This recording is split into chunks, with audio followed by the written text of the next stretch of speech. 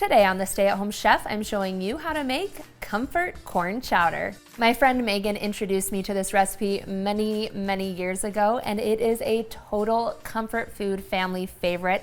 You are going to love it. It's the perfect soup to eat on a cold day. Start by melting 4 tablespoons of butter in a pot over medium-high heat. Then we'll add in 1 white diced onion, and we'll saute this for about 5 to 7 minutes, just until the onions are soft and translucent. Then we'll sprinkle in 3 tablespoons of flour and cook this for about 1 to 2 minutes. And that will be our thickening agent.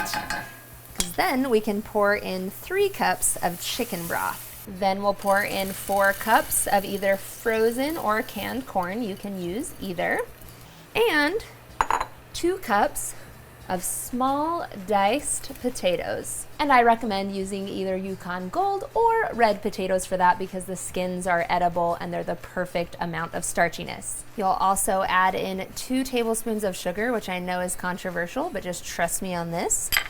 2 teaspoons of salt, and about a 1/4 teaspoon of white pepper. You could use black pepper, but then you'll have those little flakes.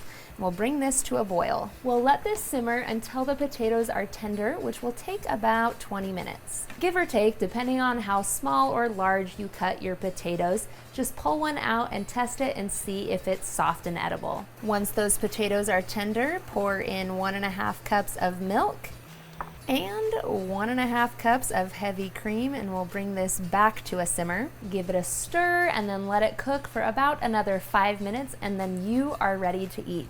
This soup is really good served up just by itself, or you can add on some crumbled cooked bacon on top, and it really adds something extra special.